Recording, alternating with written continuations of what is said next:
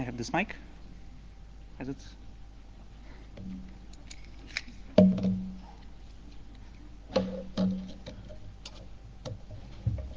Oh, there it is.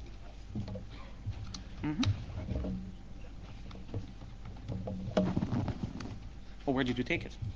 I'm actually going to use it. Yeah. No, I have this one.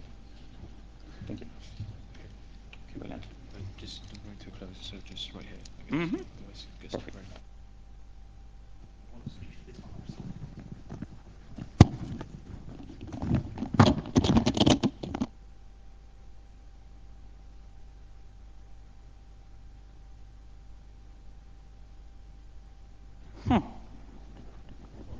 Okay, awesome.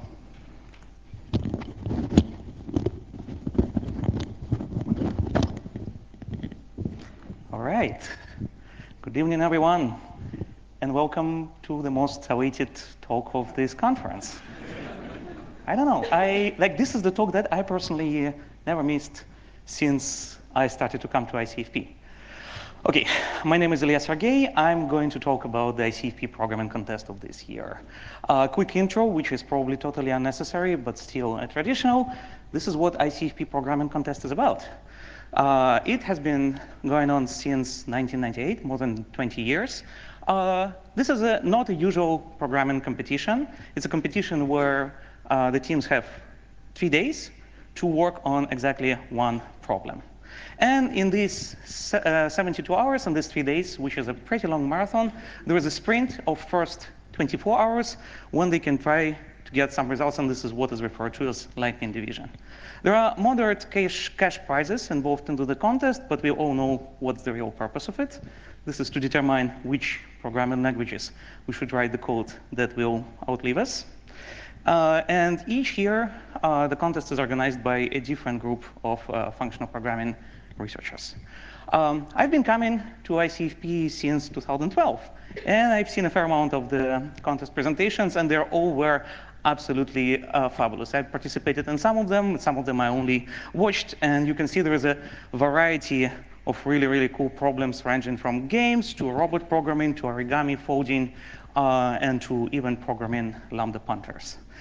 Several people during this week asked me, how do you get to organize ICFP programming contest? So here's a recipe. You come to some beautiful place, such as Oxford, UK. Typically, you pick the time of the year when something interesting is happening there, such as ICFP, the conference. And then you start looking for a person who looks like that. So that person might approach you and say that they are the general chair of an ICFP 2 years after that. And then they can make a proposal which is really difficult to refuse. Like, hi, would you like to have a once-in-a-lifetime opportunity to run the ICFP contest? And the answer, which some of you might think is right and some of you might think is wrong, is to say, sure, that's fun. I will do that. So what you do next is that you forget for the entire year that you have said that until you find yourself in another beautiful place, such as St. Louis, Missouri, where it turns out there is also an ICFP. At that time, you are being reminded in front of the audience of 400 people that you are up for organizing an ICFP contest. So the right thing to do is to get excited and try to keep this excitement for the next year when you'll be doing that. And well, please don't be surprised when you have the colleagues who will be doing that. I honestly don't know what's that about. So, ICFP Programming Contest 2019. It's not a secret that by 2019, functional programming has taken over the world. Lambdas are everywhere, and the big success of that is thanks to the dedicated functional programming hackers, specifically those who made a hell of a job mining the lambdas from Scottish mines in 2012, and then diligently delivering them from there around the world using the secret technique known as lambda punting. So in case you haven't seen it, so in 2012, there was a team of dedicated lambda miners organized by Edwin Brady, who were taking lambdas out of the mines and putting them out. And in 27, Sam Lindley and Martin Fowler organized the contest about delivering lambdas on the rivers. So in 2019, following these two massive successes, we actually have an issue. What shall we do with all the pesky imperative code that is just lying out there now as we have replaced it by a beautiful functional code? So we clearly need to dispose this legacy code somehow, and we need to make sure that the bit rot doesn't spread. So the first idea is, since we have these mines in Scotland vacated from Lambda and also around the world, how about we just store that code there? Well, the problem is that as any bit rot, it tends to smell. So we really don't want that smell to start spreading. So the idea is, now we need to wrap the surface of the, it says minces, it should be mines. Yeah, that said it's going to be the best joke of this talk, but anyway, we are going to wrap that in a decay-containing substance. And obviously, we are not going to do that by hand, because we are programmers. Instead, we are going to program these new kind of robots that are working hard, and hence they are known as worker wrappers, or just wrappers. So the task for this year doesn't seem so difficult. For a given map, give a trace for Rappy the robot to cover the entire surface while minimizing the number of steps. So you see, Rappy comes with 3 hands. So the rules of the game is that Rappy can move around, it can turn, it moves in different directions until eventually it covers the entire surface. And it has no problem to go into the narrow spaces, so the hands are just folding, and it goes pretty easily. OK, so at this point, you might think that that sounds too easy. Oh, indeed. So how about we try to make use of some useful stuff that the Lambda miners in 2012 kind of forgot in the mines? So this is the stuff. First of all, we found something that looks like extra hands for Rappy. A robot can take this manipulator extension and attach as an additional hand that extends its reach. That change has a permanent effect. So until Rappy is functional, it can use that on a map. So in practice, it works like that. So you can see Rappy has just picked 2 hands and started to cover that. And it might seem like there is a certain bug there. But in fact, this is how manipulators are reaching. So he could reach from here, but he couldn't reach up until here. So this is something that specification made clear. What else? Well, there are fast wheels lying around. A robot can take this pair of wheels, attach it to himself, and then use it to move twice as fast along the strain line. So this probably doesn't make it so easy to see, but in fact, most of the time, since Rappy collects these things and activates them, it starts moving very fast. So these boosters, they can be activated at any point, but first, obviously, they need to be collected. All right, what else have we got? Well, we've got the drills. Having a drill, Rappy can make tunnels in the walls and cut them and cut its way quite significantly. So here is the same map, but now it has collected a drill, and it started to drill its way through the walls. So that was the portion of boosters that were just lying out there on the maps. Well, there were also these strange things that we designated to be just some mystery points, and their purpose was not really clear in the beginning. So that's the initial task. Given 150 maps with boosters of different kind, the team should have found the shortest possible traces to cover all of them in the smell-containing substance.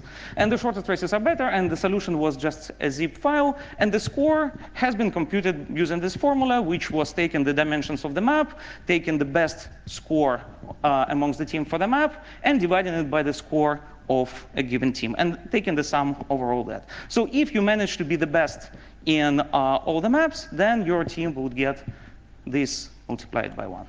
And this is pretty straightforward. So obviously, when we were proposing maps, we had some fun creating them. So we started from small maps, something like that. So this is a map 30 by 30 pixels.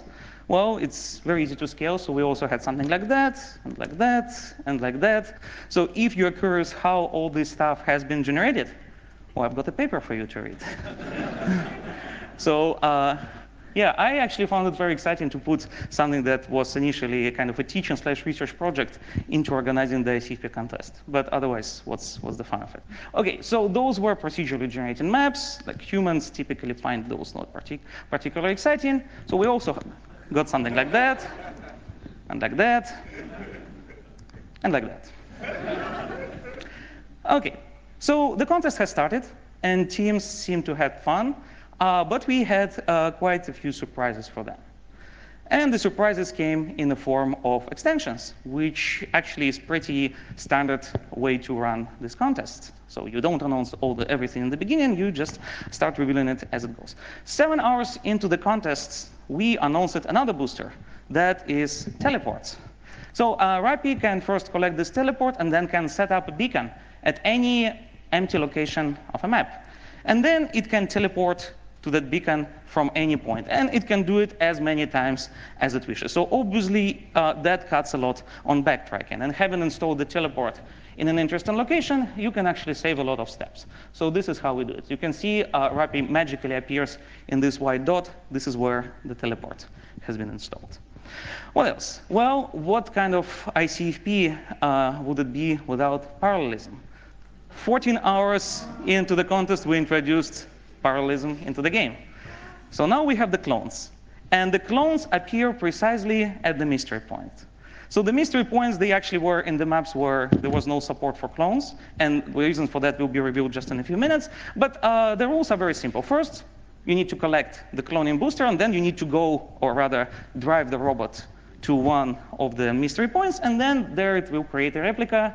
And since then, the replicas, the clones, can be working independently, and they also share all the boosters. So in fact, if a booster has been collected by one of the robots, all other replicas, any of other replicas could use it, but just once. So you see here we have 4 times speed up given enough clones. OK, so with more boosters came more maps. So altogether, the contest included 300 maps with boosters, and the rules didn't change. So the maps became quite large. So here we have 400 by 400. So we also kind of started running out of interestingly shaped countries. So we also looked into states. I think few people can recognize, but that's actually Maryland. Well, of the countries, probably the most interestingly shaped is this one. That's Greece. And this one. That's Russia. Obviously, we provided some infrastructure for the contest participants. One of the most popular requests, yeah, so that country probably many of you recognize. That was not the part of the main contest. We kept it for something else. So many people got in touch asking to provide the command line interface to submit solutions, which we did. So we actually even had a cool domain, Monadic Lab. Do not confuse with Nomadic Lab, which I think is a blockchain company, where the solutions have been submitted. There was a JavaScript visualizer. I'll say a couple of words about it later, but what you can see here are the results of the JavaScript visualization. And there were live rankings. We updated them every 5 minutes, so that was pretty efficient. And we also had a very crappy reference solver that we were too embarrassed to release. So actually, this solution is generated by this crappy solver, and you can see that Rappi is not behaving quite intelligently here. So it's making lots of steps. But we thought, OK, so that was essentially to estimate how bad the solutions can we get. Obviously, we underestimated how bad the solutions we can get. And with that, we have finished the Lightning division. But what kind of ICFP contest would that be without a twist? So here's a Rappi. And here are all the boosters that the Rappi could use. And some teams said that, well, we were not too generous to put those boosters on the maps, which is fair. You want to keep them a scarce resource. But we live in the 21st century. So what would be nice is to put price tags on those boosters and suggest that they have to be bought. But the good question, bought for what? It's, the contest is free by definition. We cannot really charge the participants. Or can we? And if so, if it happens, how do we do that? Well, we can try something trendy, or maybe less trendy. But thanks to the keynote on Monday, we all know that these are not exactly the most environmental friendly ways to introduce electronic currency. So, ladies and gentlemen, we introduced the new ecologically friendly currency, lambda coin. So, lambda coins are obviously awarded for participating in the lambda chain protocol.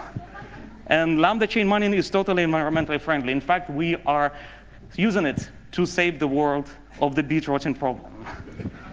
So lambda coin is powered by the novel consensus protocol that I will introduce in a second. And since I mentioned the cool domain we had, that was a hint which obviously no one recognized, that lambda coin is also an anagram for monadic lab. You're welcome. Although I think we still own the lambda coin domain. It will expire in 10 months, after which you're welcome to purchase it. So, as we've been told by Manuel on Monday, proof of work is not really a good way to make the blockchain consensus. So we decided to get rid of it and introduce the new mining scheme known as proof of wrap. So here's how proof of wrap works. It's probably the most it's the most boring slide of this talk, but when have you seen consensus protocols explained in an entertaining way? Or maybe, OK, I'm not Lampert, I don't know how to do that. So here it is. In proof of wrap, everything goes on the blocks like in the blockchain. And each block has a task and a puzzle in it. And the task is exactly a kind of map that most of the teams already know how to work with. But a puzzle is a specification for a map that will be the task for the next block. So the protocol obviously was not fully distributed and decentralized, so it was running through our server. And also was synchronous. Every 15 minutes, a team was expected to submit a pair of files, the solution to the current task and a proposal for the next block's task. After that, 100,000 lambda coins were split between the teams with top best 25 solutions. That doesn't have to be 25 teams. In fact, if there are teams with similarly ranked solutions, more teams were awarded, but the amount of the bounty was the same. And that decision, in the retrospect, had some interesting ramification. I'm pretty sure the winning team will have something to say about that. Each contributed map that was satisfying this specification has been validated, and then out of top 10 ranked teams that apparently are doing too well, such a map has been chosen. And the team whose map has been chosen, for obvious reasons, has been banned for participating in the next mining round. But it has been, as a small cash prize, rewarded with extra 2,000 lambda coins. So that was the protocol. Obviously, the specification that we gave was quite a bit more verbose. Yeah, and then the cycle repeats. So this is how the chain grows. Every 15 minutes, we will get the new block. So in short, if you want lambda coins, you need to solve the current block's task, which is something that you presumably already know how to do, and propose the map for the next block task. The block reward is proportional to the quality of the solution. And if your map is chosen as a task for the next block, then you get an extra reward, but cannot really participate in the next round. So this was one of the most beautiful maps that we actually saved for Genesis block, just as a tribute to the location of this year's SciCFP. Some of you might wonder what were the rules for contributed maps. So the specification was long and somewhat intentionally boring, but roughly the maps should not be too sparse, too small, too boring, or too heavy. And we tried to put reasonable limitations in order to make the team submit the maps that sort of would be something that a human would enjoy to see. Oh boy, were we wrong. So the name of the game here is to earn lambda coins. And once you have learned, you can spend them on boosters. And the prizes that I have shown initially were exactly the prizes that were given. So we had to do a little bit of calculation to see most optimistically and most pessimistically what should be the prices. I'm not sure we got them entirely right, but turned out to be fine. So if you decide not to spend your precious cryptocurrency, but as they call it in that community, hodl it, then you can do so. And eventually, your mined lambda coins would be exchanged to the score points one-to-one. OK, so, and that was the big reveal after the lightning round. Obviously, we provided some infrastructure for lambda coin mining. such as a Python script to submit the block solutions, the command line block explorer, real-time monitoring of submitting solutions, and ranking with and without unspent lambda coins. So the online live standing were essentially presented in this form. So there were two scores, and there was a score without lambda coins, and there was a score with lambda coins taken into account. So these are the top teams without the first 15, and you can see that this differs quite a bit. And obviously, the right column has been taken into account for the ranking. So that's the contest. You have to program worker wrappers to save the world, but you can use lambda coins to make it better. And the better you wrap, the more coins you mine, and the more coins you get, the better are your solutions. So we found it quite an interesting setup, and we hope that the teams would enjoy it. So now, lies them lines and statistics. So did they really enjoy it, and what could we see? For the regular contest, here come some pretty standard numbers. So we got close to 200 registered teams, slightly more than in the past few years. 105 of them completed profiles by the end of the contest. In the Lightning division, we got 774 submissions and 106 final submissions with non-zero scores. So 106 teams were ranked for the Lightning division. For the main contest, we got 142 teams assigned non-zero scores. The submissions were not particularly large. What was interesting is how much CPU time has been spent grading. So we actually had to pay the whole £60 to Amazon AWS for all this CPU time. And the average grading time was pretty good. So typically, the feedback has been obtained in around 30 seconds, and the teams could see that. Well, the standard slide with the distribution of the participants. If you're into the numbers, this is what it looks like. Traditionally, the contest is extremely popular in Japan. Then there goes USA, Russia, other Russian-speaking countries. Germany was well represented this time. It's kind of a shame. I know that there were countries that there were people from the countries that participated, but somehow decided not to fill the profile, so we don't have information on some of them. And also, obviously, there is some overlap. So we could have computed the weighted average, but I personally think it's boring.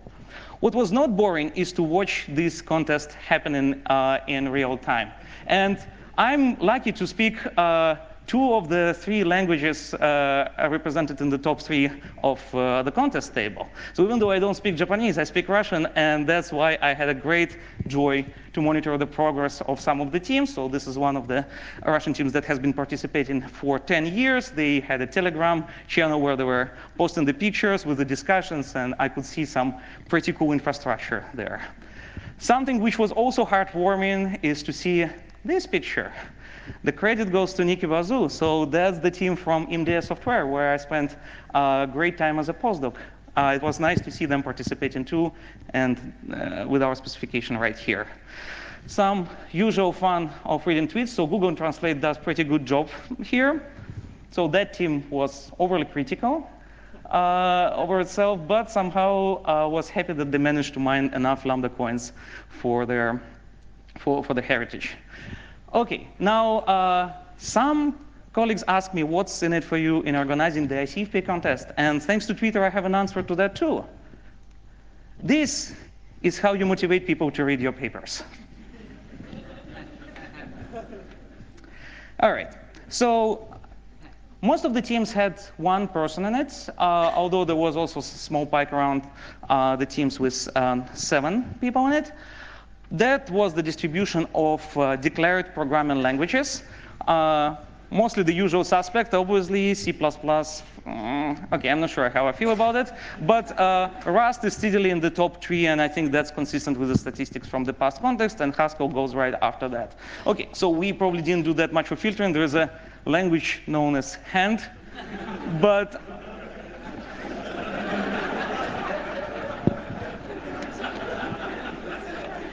someone should really make a programming language called this way. I think it will be fun. The rate of submissions, the spike around Lightning Round, and yeah, also I think the person who had the used the language called Hand said that he employed his wife and 2 kids to help to crack the first 50 solutions. So yeah, I think it was a good team building or family building exercise. happy to contribute to that too. OK, so that's a standard thing, the spike in submissions around the end of the lightning round, and obviously the spike towards the end. So overall, around 100-something submissions per hour. Lambda chain. So we had the protocol running for 31 hours of mining, pretty smoothly, I would say. That was quite nice to see. There were more than 4,000 submissions altogether, cumulatively, for all the blocks. Surprisingly, not all of them were valid. I will have a slide about that. So we mined 121 blocks, which resulted, plus the bonuses for the teams whose puzzles were chosen, in 12,136,000 Lambda coins awarded. So this is a plot of puzzle submissions over the progression. So at this point, I have an important disclaimer to make. So one hiccup that we have during the contest was not actually the bug, but the fact that we have grossly underestimated the amount of time that the teams will need in order to implement the client for Lambda chain. In other words, we ran it too soon, and only 4 teams managed to get something functional. So because of that, we had to declare a slow adoption and postpone the mining for 10 hours, also to compensate for the time zone difference.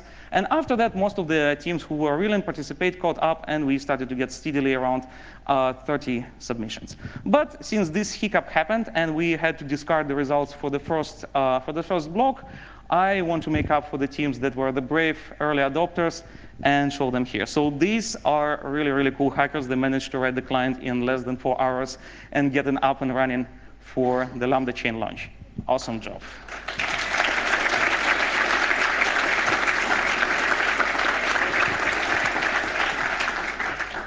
So a little bit more about this slide. I find it quite remarkable that we always have this discrepancy. Well, first of all, the fact that it doesn't grow. Somehow people kept submitting, like the same teams, they were submitting the blocks on and off. Also, there was always some amount of junk submissions. Why people do that? Like, why would you, like, was it like to test the fault tolerance of our protocol? Well, thank you. About the tasks that the team have contributed. So expectations and reality.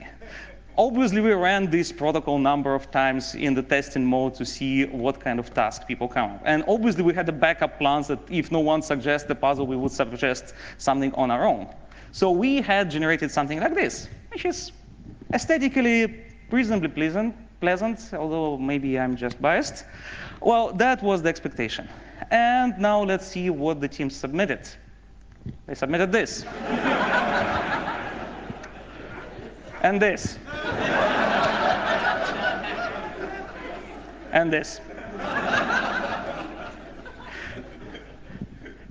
OK, the moral, never underestimate to which lengths people no moral, just marvel. The distribution of Lambda coins. I am currently teaching Introduction to Statistics in my college. And from that class, I learned that pie charts are a pretty horrible way to display information. So I'm going to show a different way to display this information. But before that, I'm going to pose the question, what do you think was more beneficial? Hold to the earned Lambda coins or spend them on boosters? And without running the full-blown contest, we didn't have an answer to that. And that was the biggest risk that we have taken. Have we actually calculated right this formula for assigning the scores, and also the ratio 1-to-1 with which we were recalculating the Lambda coins into the final scores? So obviously, it seems like it's pretty good strategy if you're doing well on Lambda coin mining to just keep to them and add to the scores. So since the absolute score maximum was 4 million, so it's easy to calculate from the sizes of the problem, what you can mine during the contest is, at average, is pretty good addition. So it's easy to mine around 500,000 in the score points that just added.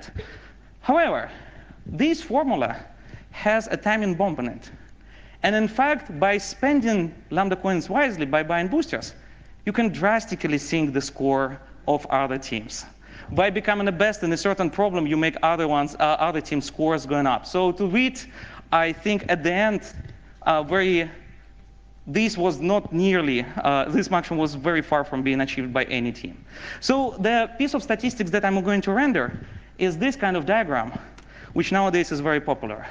And this is the rate at which teams were accumulating lambda coins. And now you can see the early adoption period where everyone is frantically mining. So we can see that some teams are doing better. Oh, what happened? Well, the team started spending. So the beautiful thing happens. Once one of the teams tried to spend just a little bit of the lambda coins on the boosters, they increased their main score so drastically that this equilibrium has been really tipped. And since then, everyone has been spending. So you can see most of the teams that were actually in the top of the mining, they are not there because they kept spending. So I think we're approaching the end. Yeah, and by the end, we had most of the lambda coins spent. So the spending strategy was actually pretty humane. So once spent, lambda coins are not spent forever. If you make another resubmission and you change the allocation of the boosters that you decided to purchase, you are getting reimbursed. OK, so out of 12 million, 10 millions of lambda coins were spent by the end of the contest. And as one can expect, 99% of them were spent on parallelism. There is a moral on what is a good investment. All right, so this is all I've got with regard to statistics. So now let's go to the interesting part and talk a little bit about the results. And as traditionally, I'll first present the Lightning division. So these are the first 15 places. This is something that we have not reviewed until this very moment. So the teams who were in suspense can marvel at that. That's the team with that's the team with my favorite name, 1 kilogram of cheese. Well done. And then third place, Team Piggymarrow. And the winner of the Lightning division, well, not those guys. The team, all your lambda are belong to us. Raphael Bouquet.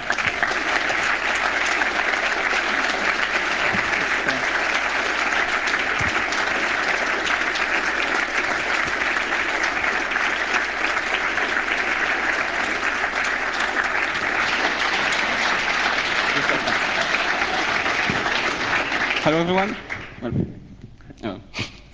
Sorry. First, I would like to thank the organizer for organizing this programming contest. It's been a lot of fun and great. I've been participating since 2013, and it's always a great contest. Maybe I should also say that I'm sorry for using C++ for this contest. And I should also say I should also introduce myself. So and say that I'm interested in research in type theory, and I'm still using C++. Yeah. Okay. So I'm using C++ for the main solver and Haskell for scripts. But interestingly, I'm also using 3 external solvers for specific tasks for this context. So Aspino to solve maxwell problems, LKH to solve traveling salesman's problem, and Gurby to solve linear programming problems. So I'm going to give a short outline of my solution. So my main idea is that if we remove all of the additional strings in the contest, the problem would be the variant of the Hamiltonian path problem, and it's very hard to solve. But I knew that solver LKH was quite good to solve these kind of problems, and I wanted to use it. And so my solution is made of these 6 steps, and actually 5 of them use one of these external solvers. So yeah, just one thing. So in step 2, I compute some covering of a map. So these red dots are points that are sufficient to cover the whole map by if the robots goes to all of these points. And then I use these points and compute a shortest, not a shortest, but a short Hamiltonian path, and this looks like this. And here's the video of my solution running. Press space. Okay.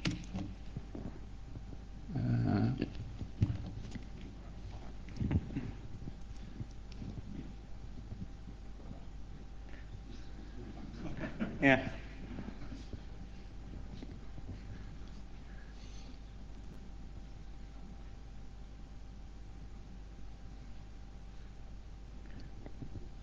All right, let's thank Rafael.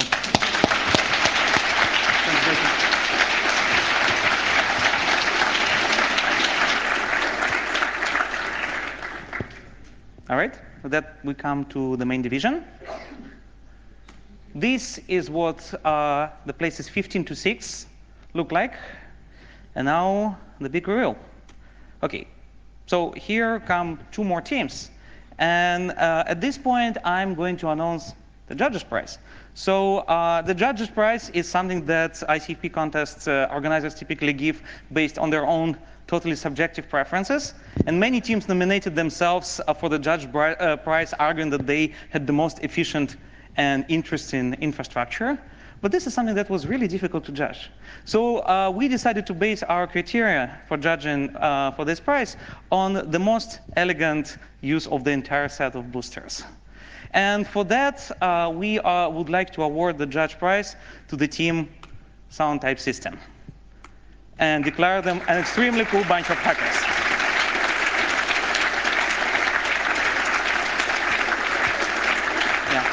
If there is someone from that team, please come up because I have your slides. And you will have a chance to speak.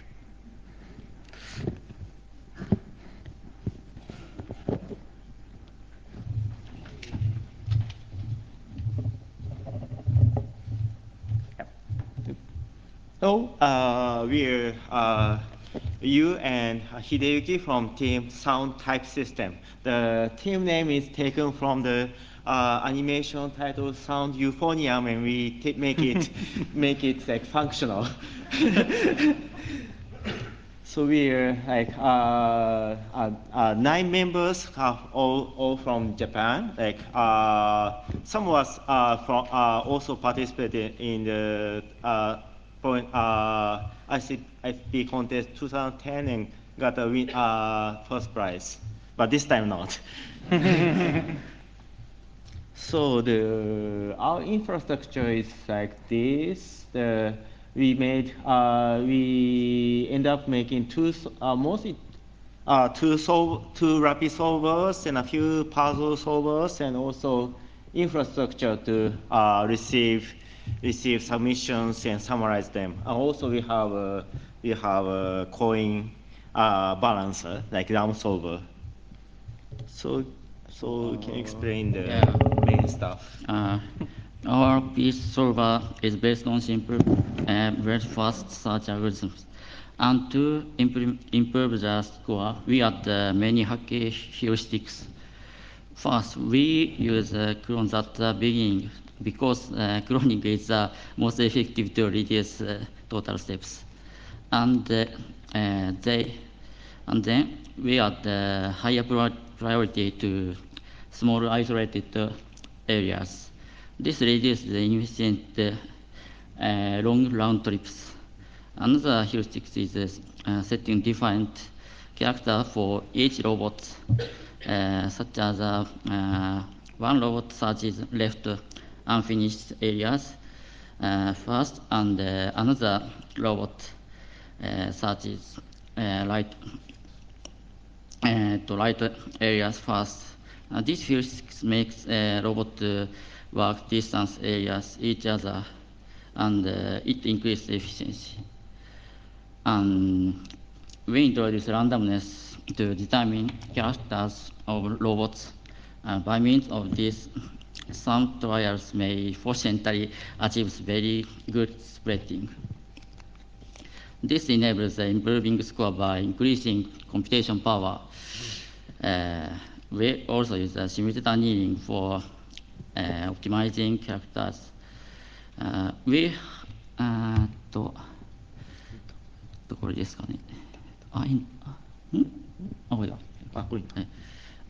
have another rapid solver using beam search algorithm. It generates any possible states within some steps and calculates the score based on the number of covered cells and size of the small isolated diagrams.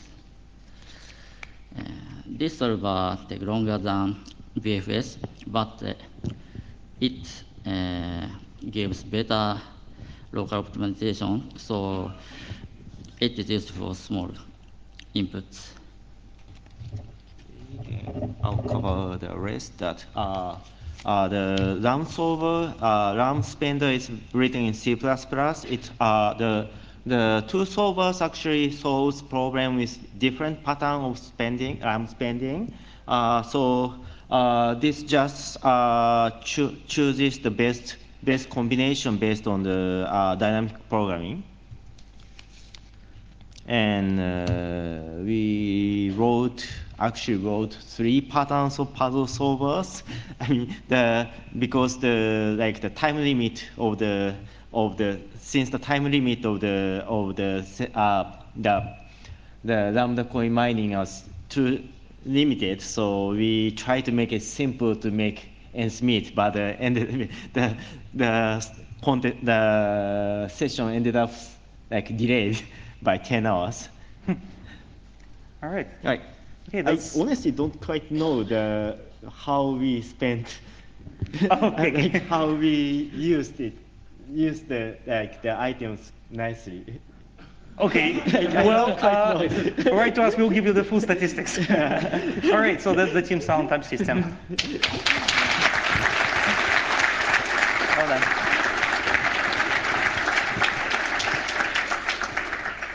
The main prizes.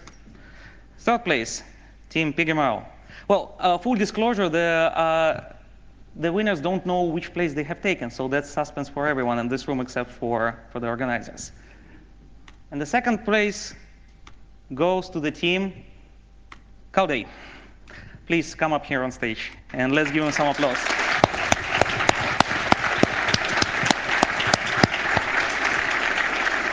Congratulations. So thanks for inviting. We are Team Cauday, and I would like to introduce our solution. First, Team Cauday consists of these members. Although we belong to different companies or a university, we love competitive programming, and that's why we participate in ICFBC. So seeing is believing. So first, let's see how our robot moves. So it first collects the clone item and spawns, and then fill the remaining area in some way, like this. All right, speeding up. But let's skip. It's not so interesting for this demo. So first of all, in most cases, it's better to fill outer area first, because otherwise there will be many fragmented area.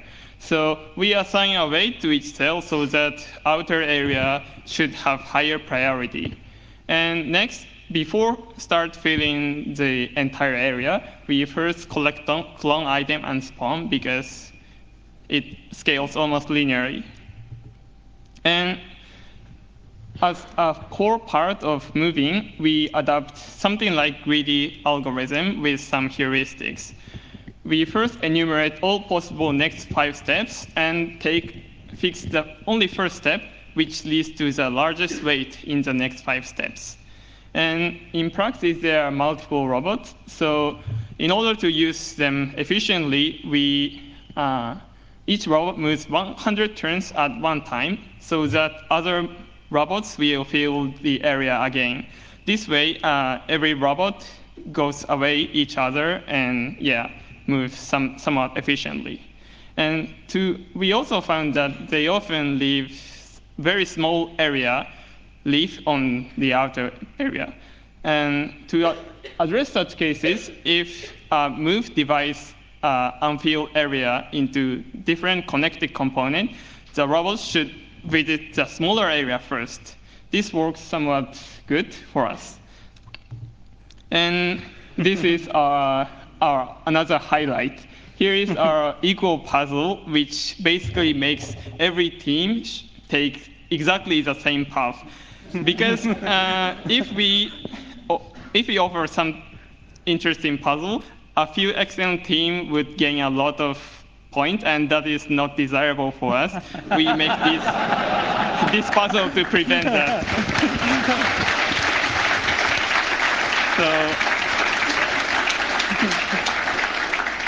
So can teammates stand up? Yep. Please give them a big hand.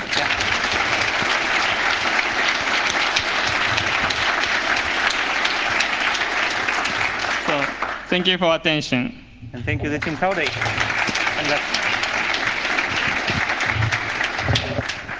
All right. Yeah, this is how you test your blockchain protocols. First prize. Well, you know those guys, right? Team Unagi. Congratulations. Please come on here.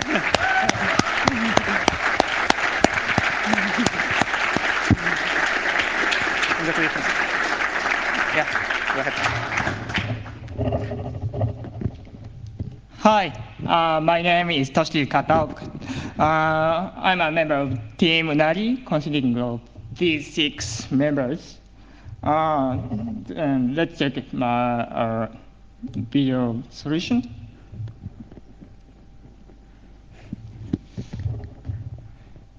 The traces looks strange, don't they?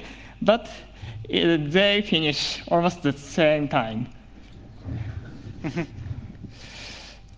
In fact, this is based on splitting a single worker traces into multi-worker solution.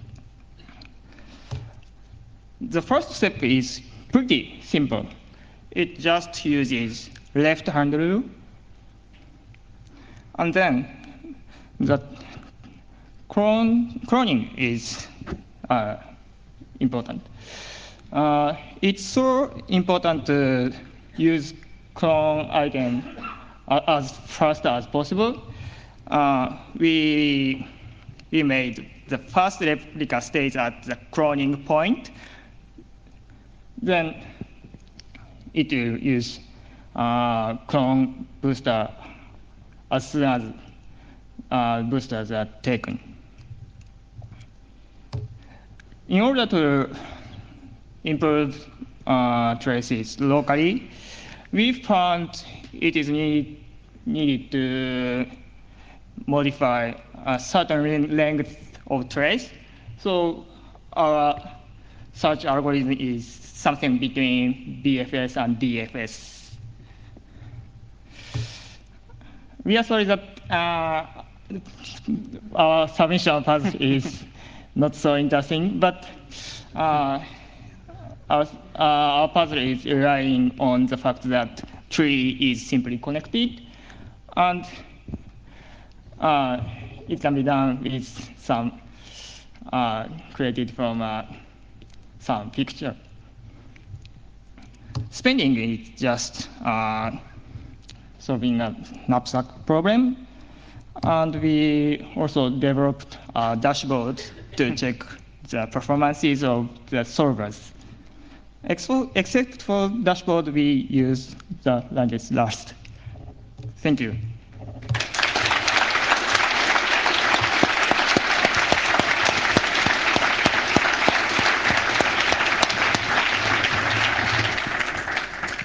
Thank you.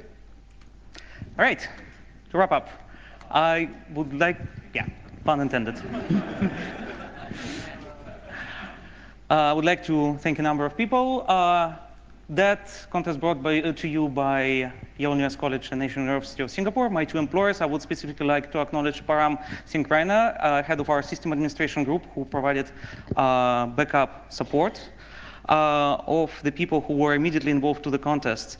I want a big thanks goes to big helper, Georges Perlet, who is in the room, and he is an absolute ninja in server-side programming and all this smooth automation. So George, if you could stand up, we can give him a round of applause.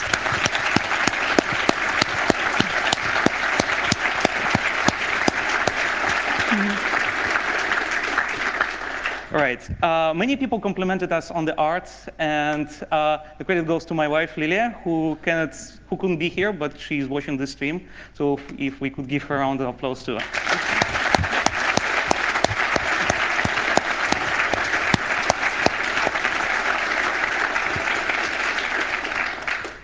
I want to say big thanks to the past contest organizers, Sam Lindley and Matthew Fluid, who were super helpful and very encouraging. And we had many conversations over the emails about how that should be organized.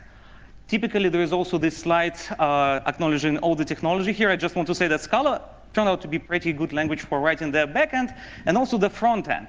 So as I already told to some of the people who asked me, my life goal is to keep the line count of written JavaScript in single digits.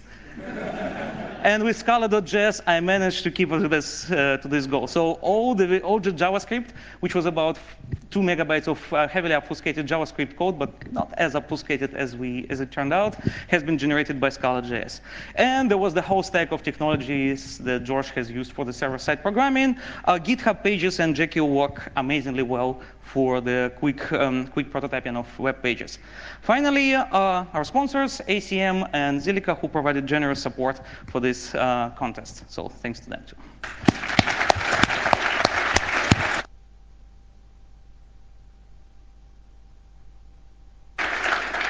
All right, so the happy hour is already here. Thanks to all the contest participants, and good luck next year.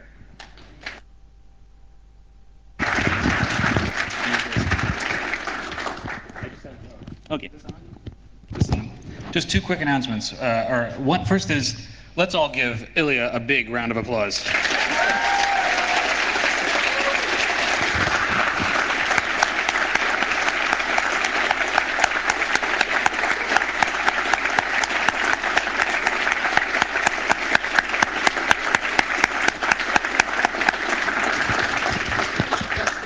The second announcement is that as I mentioned on Monday, your drink tickets only last during the length of the reception, but we got them extended tonight, so they'll be good until 7:35. Okay?